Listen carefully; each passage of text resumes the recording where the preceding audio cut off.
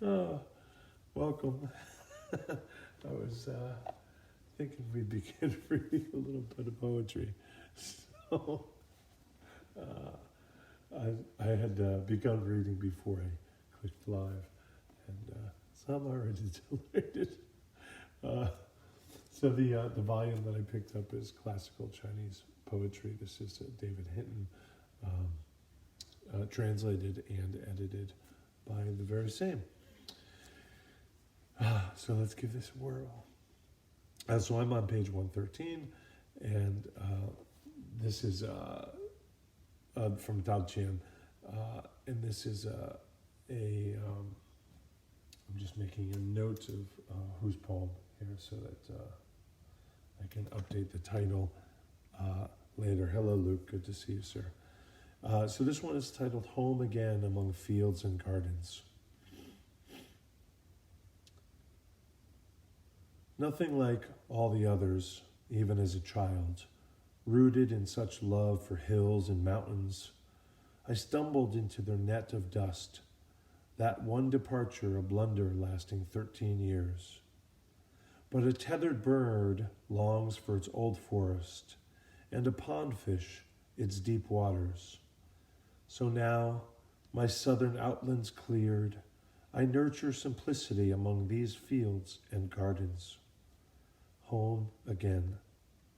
I've got nearly 2 acres here, and 4 or 5 rooms in our thatch hut, elms and willows shading the eaves and back, and in front, peach and plums spread wide.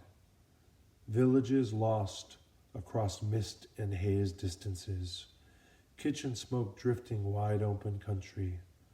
Dogs bark deep among back roads out here, and roosters crow from mulberry treetops.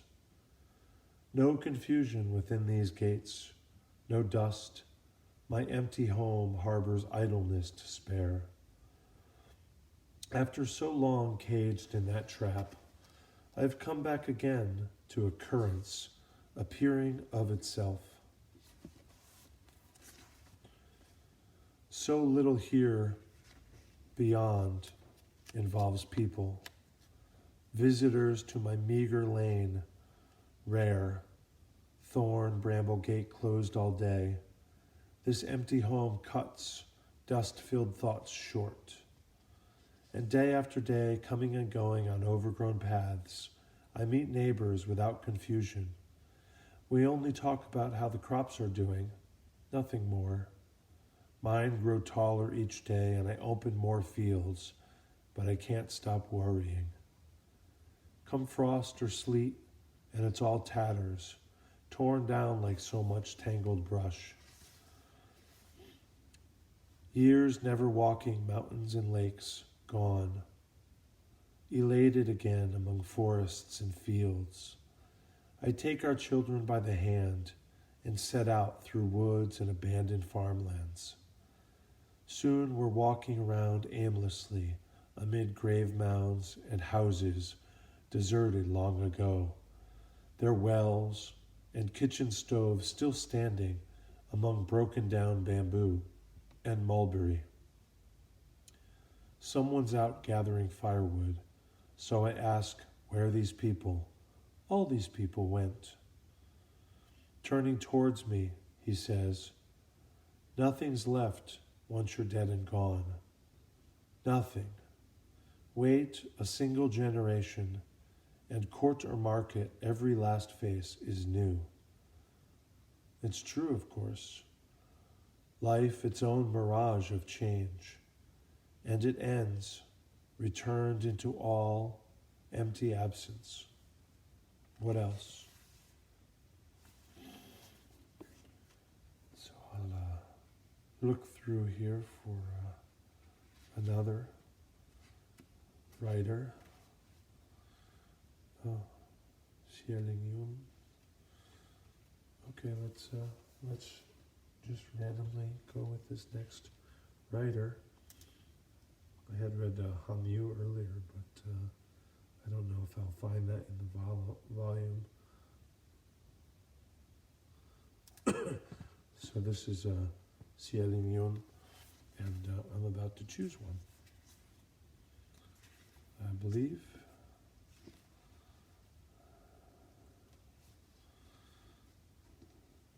I'm just,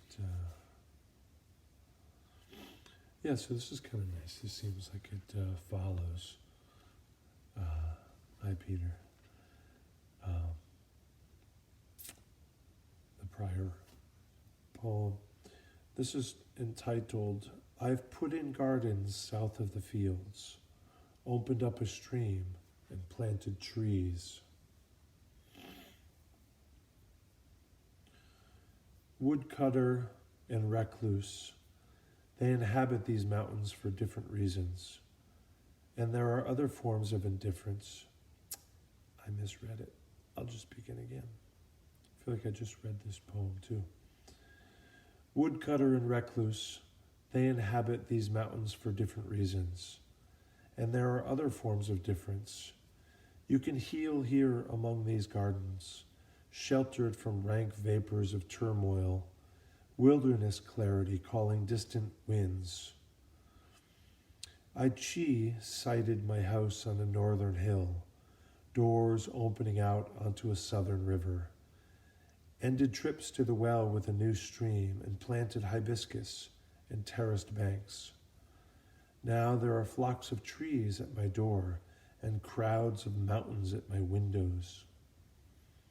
And I wander thin trails down to fields or gaze into a distance of towering peaks, wanting little, never wearing myself out. It's rare luck to make yourself such a life, though like ancient recluse paths, mine bring longing for the footsteps of friends. How could I forget them in this exquisite adoration kindred spirits alone can share?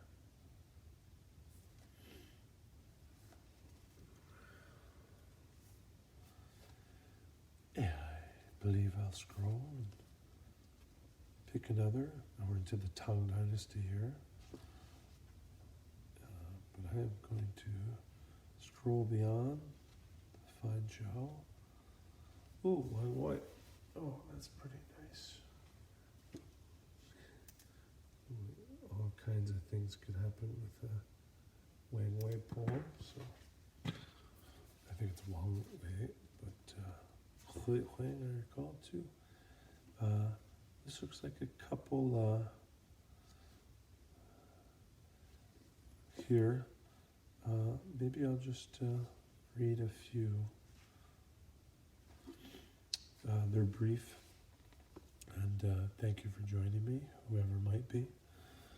This is mourning, as in mourning the passing of, mourning Meng Haojian, and that's the title of this piece, Mourning Meng Haojian.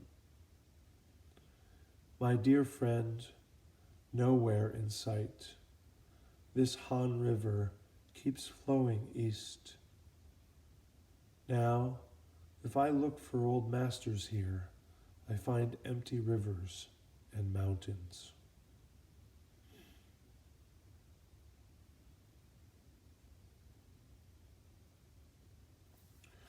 The next one, equally as brief, is titled Untitled.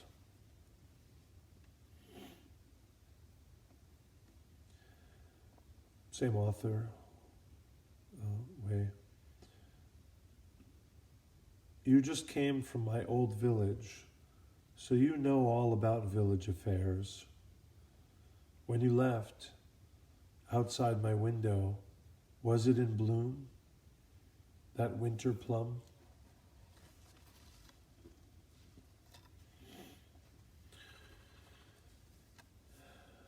This next one, similarly long or brief, depending on your view. It's called Bird Cry Creek, and so it's clearly a translation of a great Chinese term, but it's bird hyphen cry, like tears. Make of that what you will. Bird Cry Creek. In our idleness, cinnamon blossoms fall.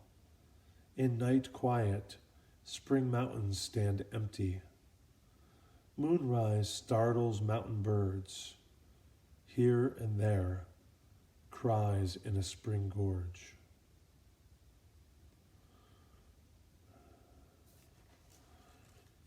I find that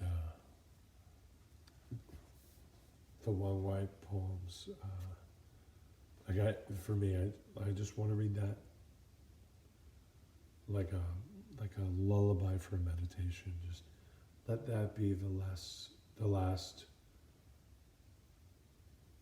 sensational, as in sensations. Let that be the last sensational expression of the outer world as I drift into that sweeter, fuller mind of meditation.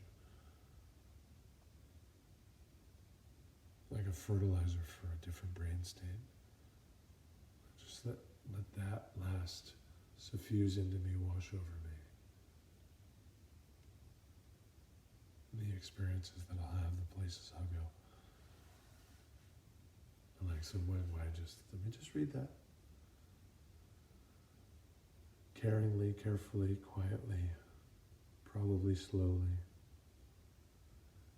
And then set the book down. Be as I am.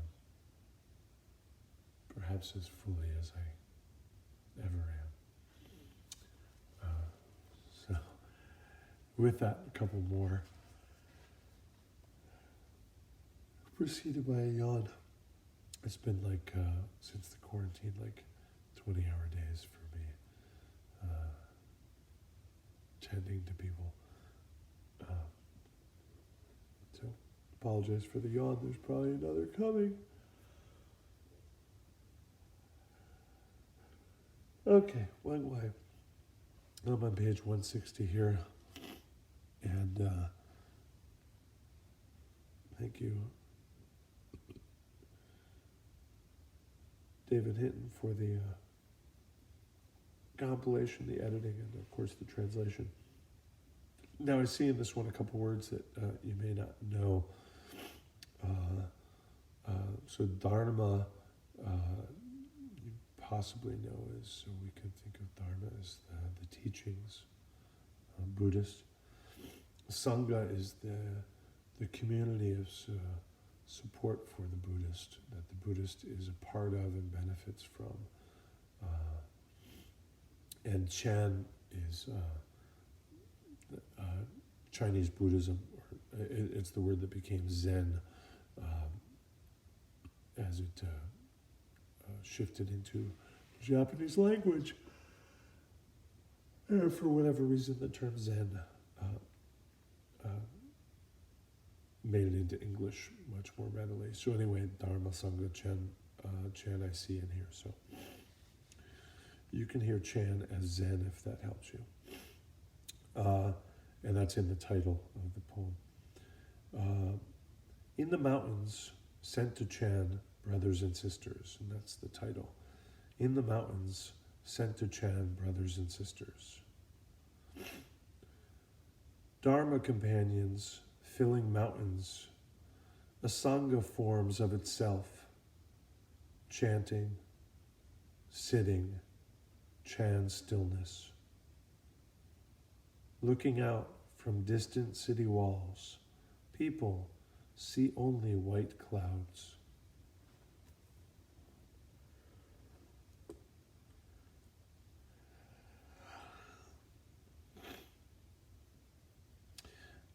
This next one, similarly lengthy. The great Sid Worthen is here with the even greater beard than I. Hello, sir. Good to see you, Sensei. So this is called Mourning, again, as in mourning the loss of. Mourning Yin Yal. Giving you back to Stone Tower Mountain, we bid farewell among ash green pine and cypress, then return home. Of your bones now buried white cloud, this much remains forever. Streams cascading empty toward human realms. So again, we have that empty river analogy in this poem. This next one, which I believe is, just that long, 2 stanzas like the rest.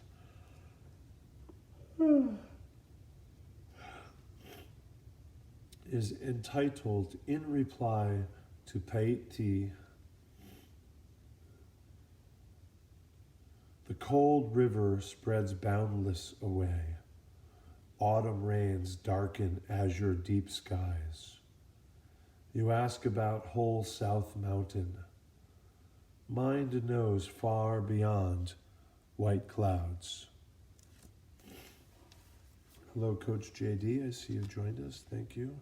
So I think I'll skip to another poet because I would happily just stick. Oh, Lipo. We can't skip Lipo either.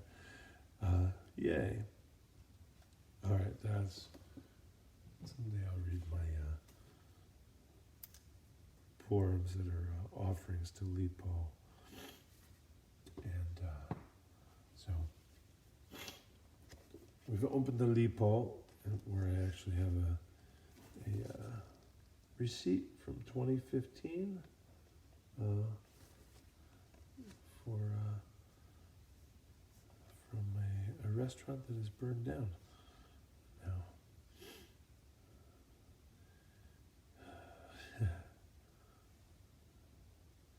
So I'll start at the top. I'm on page 174.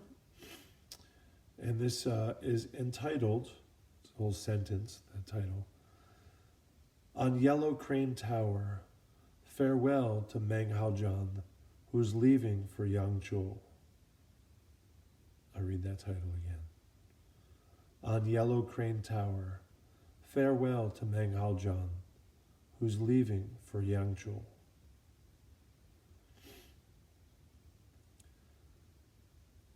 From Yellow Crane Tower, my old friend leaves the west. Downstream to Yangzhou, late spring, a haze of blossoms. Distant glints of lone sail vanish into emerald green air. Nothing left but a river flowing on the borders of heaven.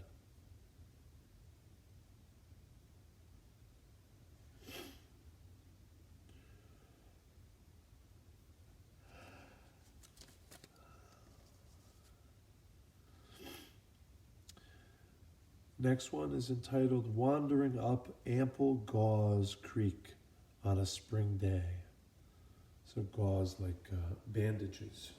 And I'm just adjusting my padmasana here. Wandering up Ample Gauze Creek on a spring day. At the canyon's mouth, I'm singing. Soon the path ends. People don't go any higher. I scramble up cliffs into impossible valleys and follow the creek back to its source. Up where newborn clouds rise over open rock, a guest come into wildflower confusions. I'm still lingering on, my climb unfinished, as the sun sinks away west of peaks galore.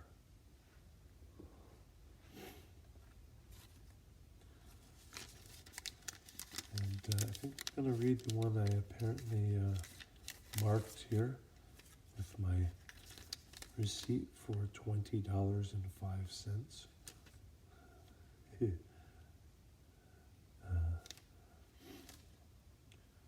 This one's entitled Thoughts of You Unending. We're on page 175. Lipo. Thoughts of you unending here in Chang'an. Crickets where the well mirrors year-end golds cry out autumn, and under a thin frost, mats look cold, ice cold.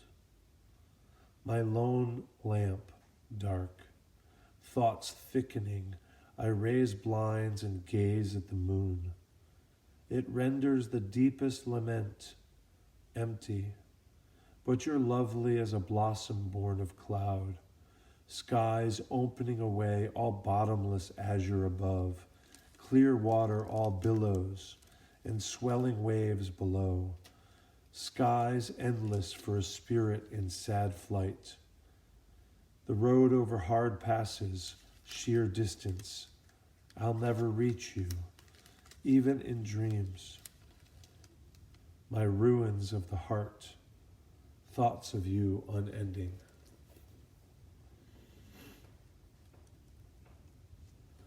I remember this one. So more lipo on the next page. No real surprise. Thank you for joining me for this.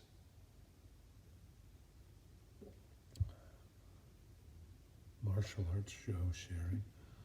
Martial arts lesson.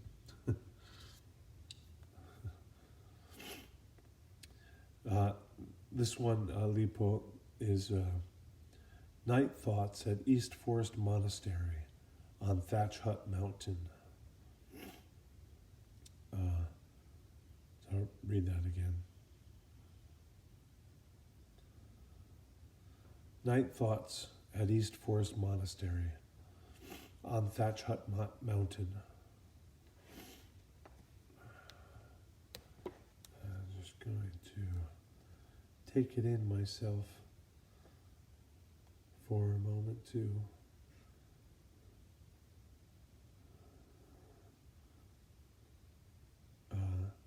This one has worked for me for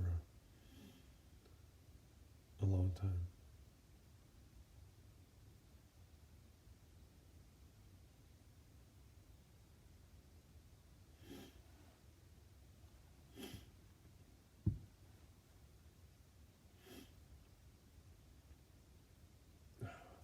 Thanks for obliging me if you did stay.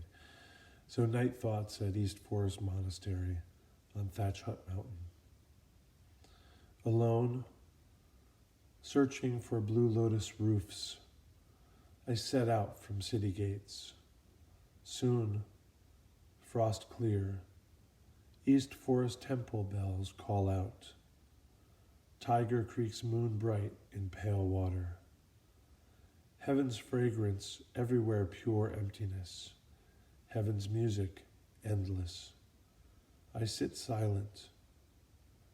It's still, the entire Buddha realm in a hair's breadth, mind depths, all bottomless clarity, in which vast kalpas begin and end out of nowhere.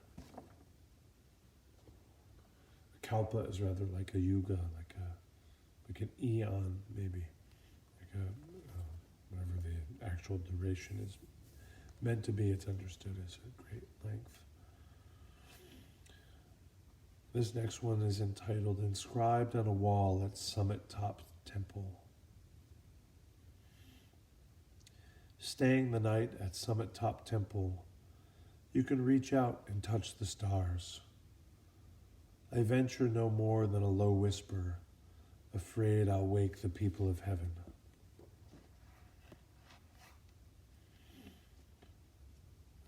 I'll read from one more poet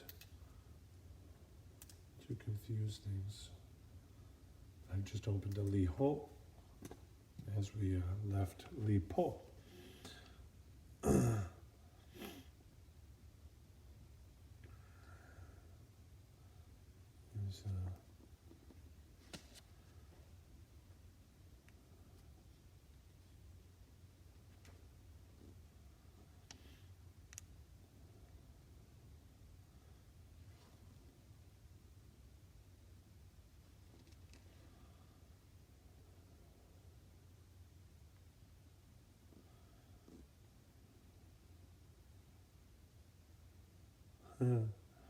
There's Changlo. I'm just kind of looking around to see which one we might read. If indeed anybody's still with me.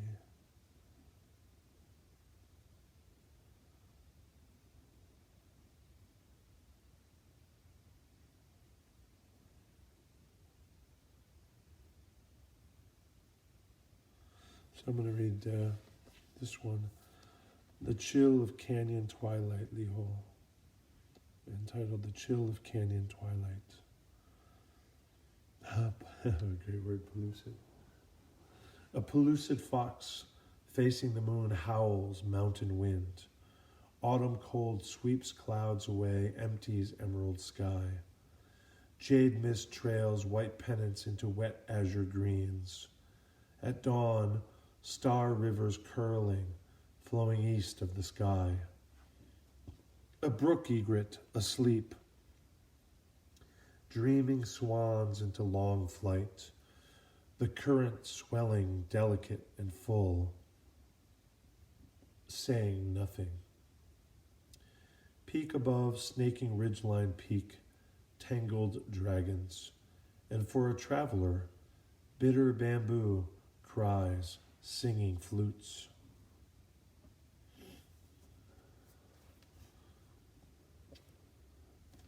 I wonder if we should read another lead. Oh.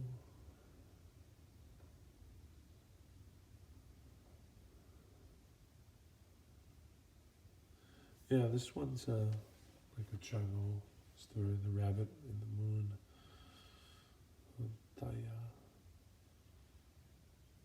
And it's entitled Sky Dream on page 290.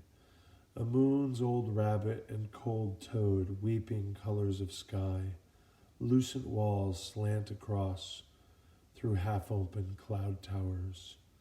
A jade-pure wheel squeezes dew into bulbs of wet light. Phoenix waist jewels meet on cinnamon-scented paths. Transformations of 1,000 years gallop by like horses. Yellow dust, soon seawater below, changeless island peaks. And all China seen so far off. It's just 9 wisps of mist, and the ocean's vast clarity, a mere cup of spilled water. So I do believe that we will end the sharing there, and maybe read from some other ones next time. So that's my current thinking. So I do thank you for joining me, and I'm grateful if you have questions to ask that you can send to me, and I can address them in a different stream. And if you have things you'd like me to read, maybe we can try that too.